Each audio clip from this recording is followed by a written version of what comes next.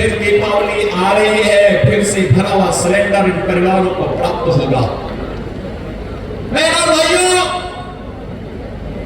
15 करोड़ लोग उत्तर प्रदेश में फ्री में राशन का लाभ प्राप्त कर रहे हैं। आज जो ये सुविधा मिल रही है, क्या 17 के पहले संभव था? 17 के पहले गरीब का राशन समाजवादी पार्टी के गुंडे हजम कर जाते थे। किसी गरीब को राशन नहीं मिलता था। किसी भी जिले का जो जितना बड़ा माफिया था, जितना बड़ा गुंडा था, वह समाजवादी पार्टी का शागिर्द था, उनका पदाधिकारी था। वहां पर संगठित अपराध में लिप्त माफिया भी थे, भू माफिया भी थे, पशु माफिया भी थे, वन माफिया भी थे, खनन माफिया भी थे। एक कोई भी माफिया किसी भी क्षेत्र का होगा, वह समाजवादी पार्टी से प्रदेश के अंदर जुड़ा हुआ था। और परिणाम क्या था? ये माफिया की पैनल सरकार चलती थी।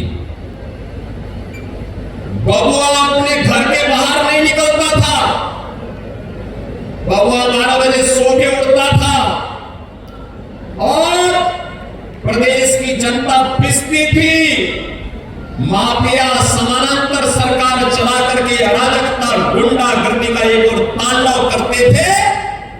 दूसरी तरफ मुस्लिम पुष्टिकरण की हद को पार करते हुए पर्व और त्योहारों में भी इन्होंने किस कदर अराजकता फैलाई थी, किस कदर अराजकता फैलाई थी। होली हो या दीपावली, रक्षाबंधन हो या शिवरात्रि, रामनवमी हो या जन्माष्टमी, इन पर्व और त्योहारों को इन्होंने बैन कर दिया था।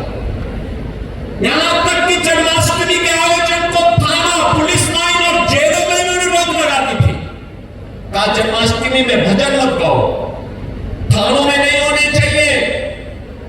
आयोजनों को इन्होंने रोकने का काम किया था, क्योंकि हरे रामा हरे कृष्णा की धुन कुछ लोगों को पसंद नहीं थी, इसलिए समाजवादी पार्टी इसको बैन करती थी। कावड़ यात्रा में रोक लगाते थे। और किस कदर की अराजकता थी। दुर्गा पूजा में अयोध्या का दंगा किसने नहीं देखा? देवकाली मंदिर में कैसे मूर्ति चोरी हो गई थी समाजवादी पार्टी की सरकार में। मुझे गोरखपुर से आना पड़ा था, मैं सांसद था, मुझे आंदोलन करने के लिए अयोध्या आना पड़ा था। बहनों भाइयों, एक तरफ अराजकता, ये गुंडागर्दी चरम पर। समाजवादी पार्टी की सरकार के समय गरीबों का राशन लूटते थे, गौ हत्या करवाते थे, गौ तस्करी ये लोग कराते थे, वनों के वैध कटान कराते थे, जमीनों पर कब्जा करवाते थे। अराजकता चरम पर इनके समय में थी। और आज भी समाजवादी पार्टी के नेताओं को वही दौरे याद आते हैं, कैसे जमीन पे कब्जा करते थे। आज जमीनों पे कब्जे हट चुके हैं। हमारी सरकार ने, डबल इंजन की सरकार ने 2017 में बनने के बाद एंटी भूमाफिया टास्क फोर्स बनाया। समाजवादी पार्टी के भूमाफिया और गुंडा ने जो जमीनें कब्जा की थी, 64,000 हेक्टेयर लैंड को इनके कब्जे से मुक्त कराया। तो जब गुंडों से आप जमीन कब्जा मुक्त कराएंगे तो सरगना को तो परेशानी होगी ही होगी। और सरगना आज इसीलिए बार बार बोलता है कि अयोध्या में जमीन घोटाला हुआ है। मैं उनको बताना चाहता हूं, अयोध्या में जमीन घोटाला नहीं हुआ है। 1700 करोड़ रुपए के लिए अयोध्या में जमीन का यहां पे मुआवजा बांटा गया। 1700 करोड़ रुपए केवल यहां के किसानों को मुआवजा बांटा गया है। अयोध्या के अंदर हमारी सरकार ने बांटा है। एक भी व्यक्ति ये नहीं कह सकता कि कहीं जमीन में कोई घोटाला हुआ है। जिस अयोध्या को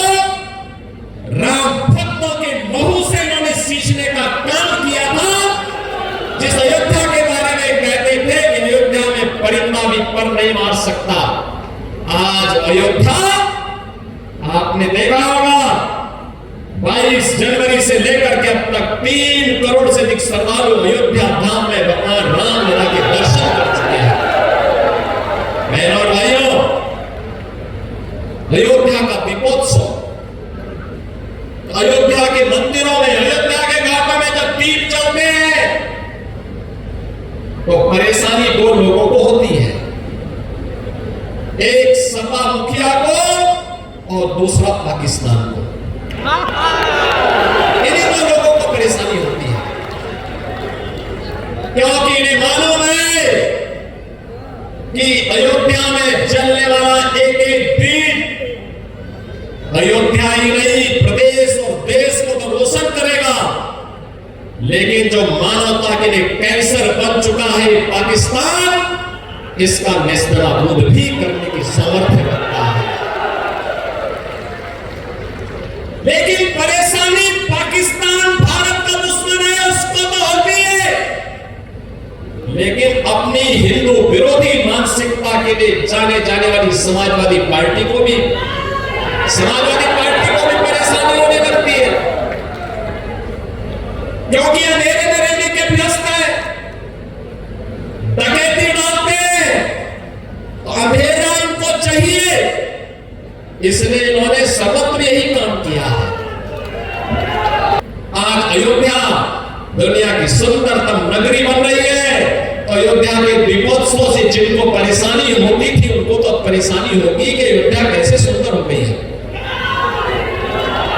क्योंकि इनको तो वो विवादित ढांचा प्यारा था जिसको राम भक्तों ने नेस्तनाबूद करने का काम कर दिया।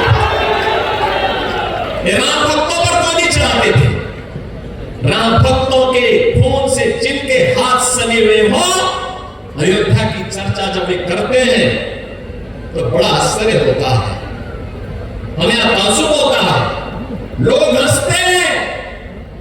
अयोध्या के बारे में क्या चर्चा करेंगे, और अगर एक एक करके इनके काले कारनामों को निकालना प्रारंभ कर देंगे, जो भदरसा में इन्होंने किया था, कैसे वहां पर इन्होंने जमीनों को कब्जा किया हुआ था, ये 64,000 हेक्टेयर लैंड जो अवैध कब्जों से इनकी मुक्त कराई गई है, जब ये सारा चिट्ठा सामने आएगा ना, ये कहीं मुंह दिखाने लायक नहीं बचेंगे, कहीं मुंह दिखाने लायक नहीं बचेंगे। जब अयोध्या के लिए सौभाग्य आया, फिर रामद्रोहियों को तो परेशानी होगी ही होगी। ये जितने प्रदेश के संगठित अपराध में लिप्त माफिया थे, चाहे वो गाजीपुर का रहा हो, चाहे वो प्रयागराज का रहा हो, चाहे वो अम्बेडकर नगर के रहे हो, चाहे वो रामपुर के रहे हो, ये सब तो इनके चचा जान जैसे थे, चचा जान थे इनके सबके। माफियाओं के सामने नाक रगड़ने वाला व्यक्ति, दंगाइयों के सामने घुटना टेकने वाला व्यक्ति आज भारत की संत परंपरा को माफिया कहता है। ये उनके संस्कार है,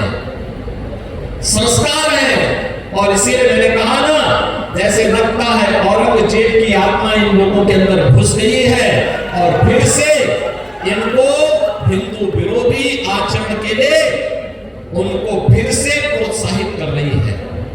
बहनों और भाइयों, अगर समाजवादी पार्टी का सही चेहरा देखना हो तो ये चेहरा इनका वही है जो भदरसा में समाजवादी पार्टी के नेता मोइन खान ने किया है। ये भी समाजवादी पार्टी का नेता है। कन्नौज में इनका एक नवाब सिंह यादव है, उसने भी एक बेटी के साथ इसी प्रकार का व्यवहार किया है, इसी प्रकार का कृत्य किया है। अभी आप देख रहे होंगे भदोही में भी इनका एक विधायक, भदोही का कारनामे में इनका देखिए, हरदोई में भी एक अधिवक्ता की हत्या समाजवादी पार्टी के ही पूर्व जिलाध्यक्ष के द्वारा की गई।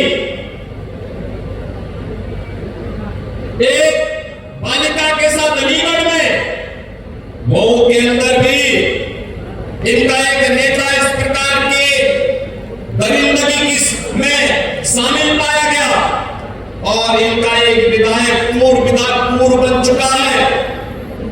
उसके द्वारा भी कानपुर में इसी प्रकार की कृत्य किए जाते थे।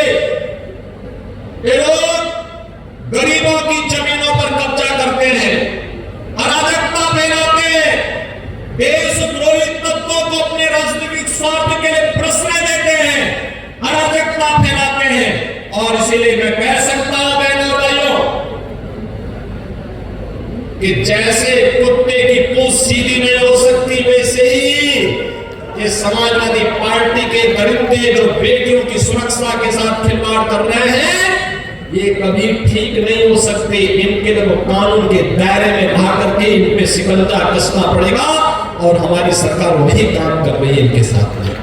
ये चाचा भतीजे की जोड़ी हो या फिर दो लड़कों की जोड़ी, ये लोग अराजकता फैलाने, गुंडागर्दी की हदों को पार करने की स्थिति में आज दिखाई दे रहे हैं।